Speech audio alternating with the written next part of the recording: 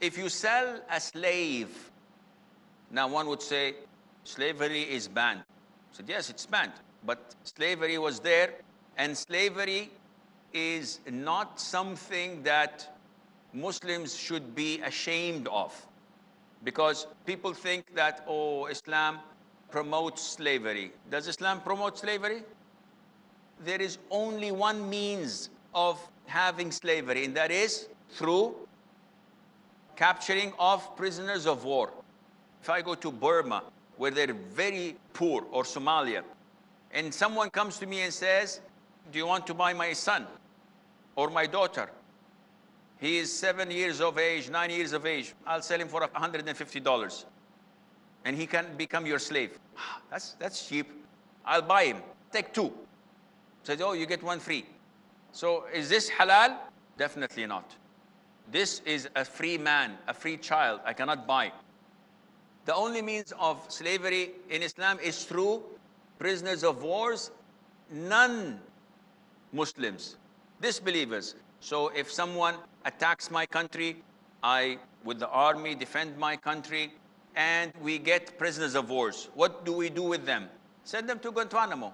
No, we enslave them. Oh, this is against human rights. Well, them attacking us is human rights? Is okay, Annie? No, this is human rights. How? He is a slave. He's like an animal being sold and bought and not having rights. Yes, but this is for his sake. Come on. How can it be for his sake? When a surgeon goes to your son and cuts open his stomach to remove a tumor, is this for his sake or not?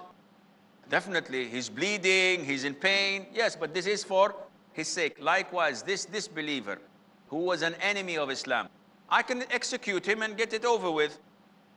But what I'm giving him is an honest and decent life. I feed him from what I eat. I clothe him from what I wear, as the Prophet ordered, alayhi salam.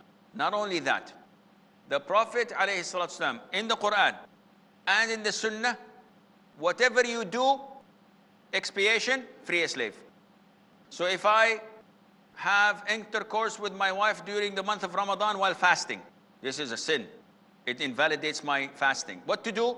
Free a slave. If I'm driving and I kill someone by mistake, expiation, free a slave. If I tell my wife that I don't want you and I am not even going to touch you, you are exactly like my mother, then I feel remorse and sad, and I would like to continue living with her, free a slave. If I say, Wallahi, I will not come to your school tomorrow, and then I change my mind, expiation, free a slave. And it goes on, everything in Islam, free a slave, free a slave, free a slave. Does Islam promote slavery? Islam promotes freedom for slavery, but by living in our houses and looking at how we treat them and looking at how we worship Allah Azza wa Jal, this would make them accept Islam voluntary, because there is no compulsion in religion. And that is why the Prophet ﷺ said in the authentic hadith, I am astonished, I am amazed of people being dragged to paradise in chains. Who would be dragged in paradise in chains? Everybody goes to paradise willingly. The Prophet is giving us a metaphor. Because these prisoners of war, they were enslaved, so they were in chains. And these chains made them accept Islam and hence enter paradise as if they were dragged into it.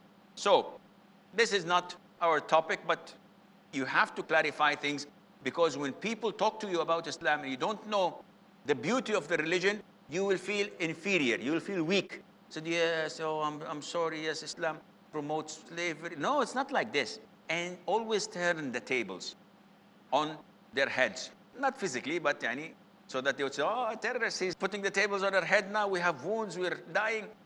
Always turn the tables on them by asking them to look into their own books, their own religions, and they'll find slavery being bought, sold, not through jihad, through any means.